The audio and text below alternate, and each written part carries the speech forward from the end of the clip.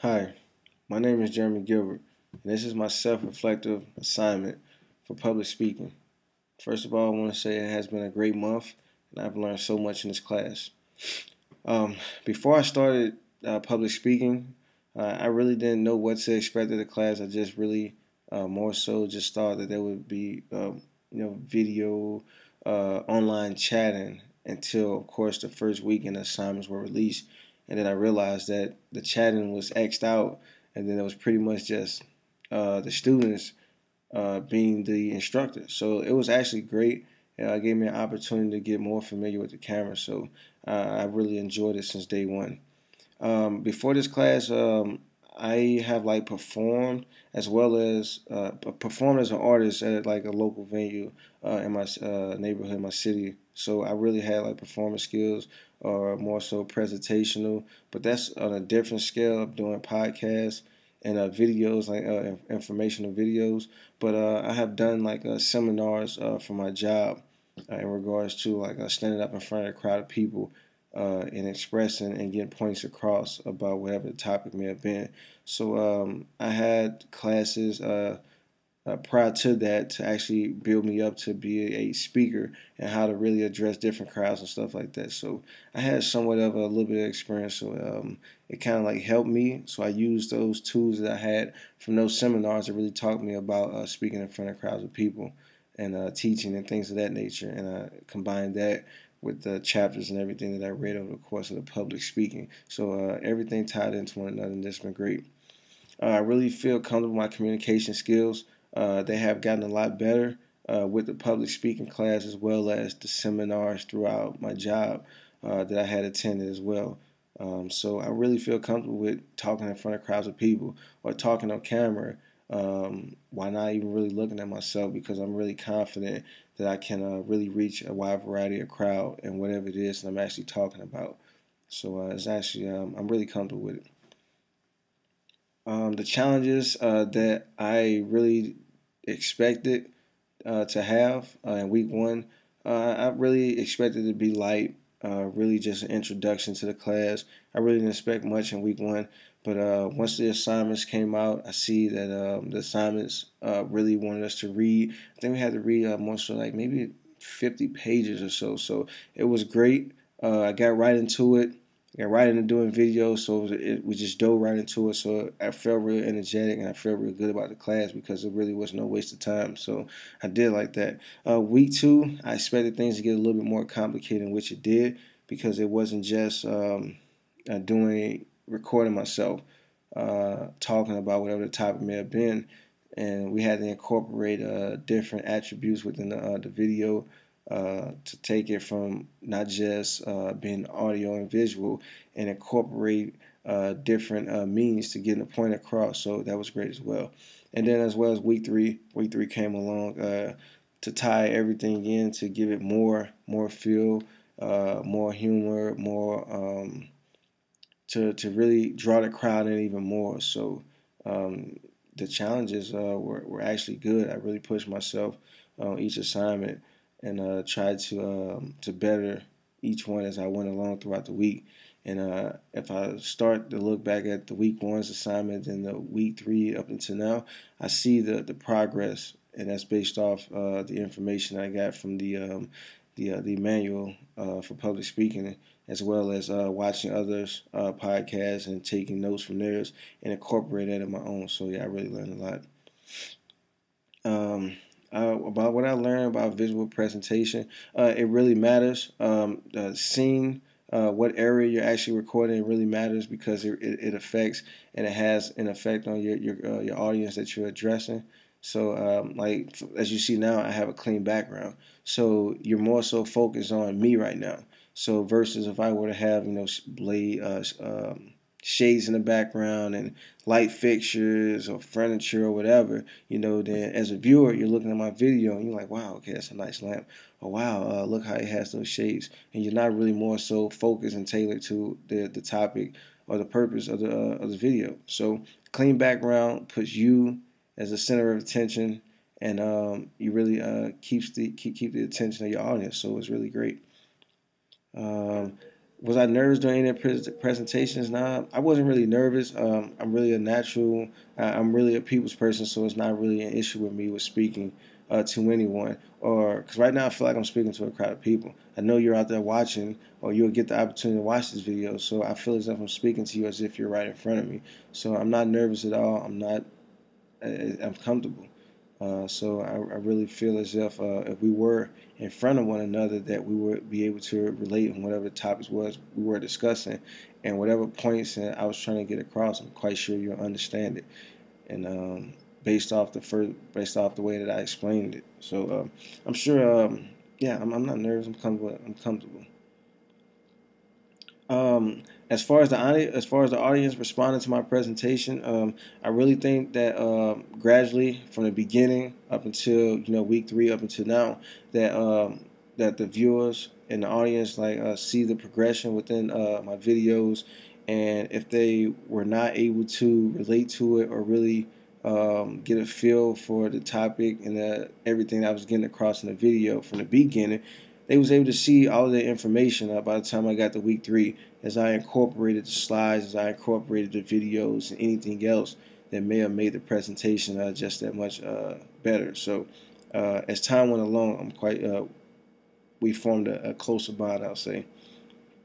Um, the feedback that I got from some of my classmates, beginning from week 1 up until now, was was week 3. I had it wrote everything out that I was pretty much going to say within my podcast, and you could tell, I guess, somewhat tell that I was reading from a script. So it was kind of like do more rehearsal if I was going to use a script for it. So that way, I won't really have to look back at my the written out document that I was going to recite during the video podcast. So it's kind of like just stay focused on the camera, stay focused on your audience. Because once you take your attention away from that, they lose their attention from you. So you never want to lose that attention, especially when you have a good grip on them. So just more so, just learn the script. If it is going to be a scripted presentation, and it's visual as well, like it is now. So that way I won't have to look back and forth. But that was pretty much the feedback that I really got. But for the most part, the audience pretty much liked the presentations that I had brought forward. It was very informational. I touched each detailed topic. So by the end of the video, I got the point across in regards to whatever topic it was I was discussing. Um, did I spend time practicing my speeches? Yes and no. I spent time as far as the scripted ones, uh, reviewing this what I had wrote down, and even then I still had to look back because it was a lot of information, so I didn't quite remember it all. So of course I had to look back. But for the most part, the speeches that were where I did the research on, and I was more so stronger with, I didn't write a script for it because I just kind of remembered the parts of the topic that I had to touch in regards to the syllabus for the assignment, and I took that and ran with it based off the information that I had learned about the topic. So, and I was more intrigued about the information I was learning for my chosen topic, that I wanted to learn more. So, by the time I was finished with gathering the information, uh, I was really good to go because I was really into it, and I wanted to know more and more and more. So my video for that topic really wasn't that extended to the point where it really all the information I had learned. So I just pretty much consolidated, touched the main topics, which was really easy because it was the topic that I was really into. So it came natural for me. Um, I didn't have any difficulties or errors when it came to delivering my presentation. One time it was more so when I uploaded it to YouTube and then it was unable to play for whatever reason, so I had to upload it again. But for the most part, putting it all together, I just use I may have used like Photo Booth to record the visual part, and I may bounce that over to use iMovie. And if I had different takes, I would plug them all together, make sure they all flow correctly, and that's pretty much it. And then if I need to edit in the audio, of course, I use the audio interfaces to do that as well. but for the most part, I didn't really have any complications or any errors with presenting my presentations and getting everything together. The speech and project that I enjoyed the most, honestly, was the one that I recently turned in for week 3, which is the one for the celebrity, or not more so celebrity. I'll just say celebrity. Where you had to do the assignment for the uh, the person who's more so mainstream. And I chose Dr. Dre. He's a music producer. He's been in the game for well over 20 years, and it was great for me because I've been a big fan of his for as long as I can remember. I really respect his craft and his work. So it was easy for me, and I knew a lot about him already. And as I done more research, I had learned even more about him from the beginning of his career up until today. So and I was really impressed about his how beneficial he has became to the game and what he has done to get himself to that point. And so yeah, that's the assignment I really enjoyed most because I got to learn more about somebody who I was already fascinated about, who I was already who work I had already loved. So it was actually really easy for me. Um, what did I learn from Ted this month? Ted really showed me like how to really do the presentational skills as far as like incorporating different assets in a video. For the pictures, the sketches, which what Ted used. So it was really great to see him do that. And the sketches by themselves, along with him doing the voiceover to really bring about the meaning of each sketch. It was really nice, and if I could do it, something like that, I'll probably try to do it myself. So Sir Ken Robinson was also great as well. His presentation skills was outstanding. He added humor to it, which was good.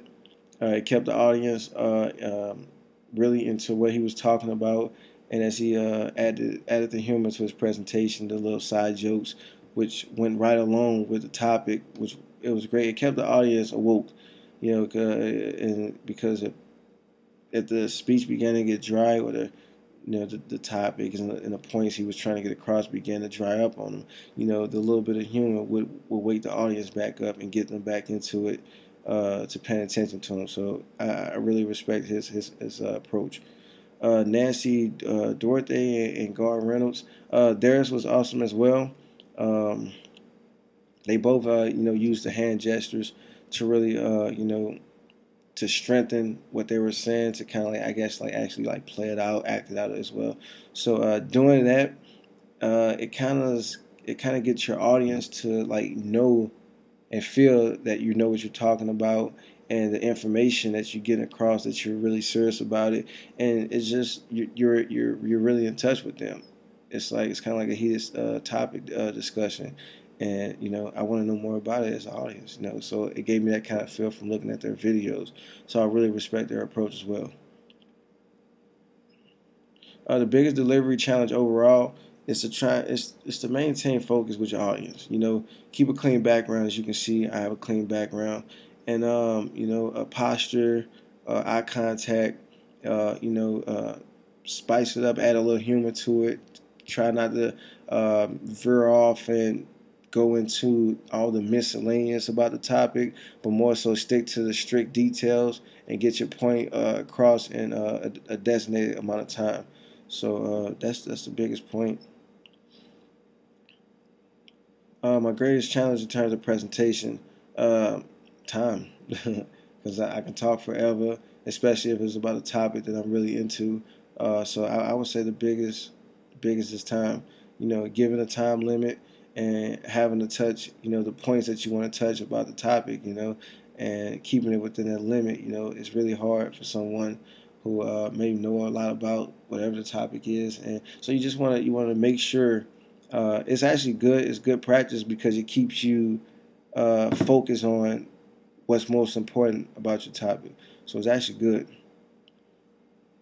I would rate my public speaking skills. I say on a rate of 0 to 5, 4.8. The reason why I say 4.8 because my presentation skills is really good, and I wouldn't rate it a complete 5 because there's always room for improvement. So that's why I say 4.8. My feelings about presentation after this month, I'm more confident. I have no problem with. I never had a problem before, but I'm more confident now than I ever was before.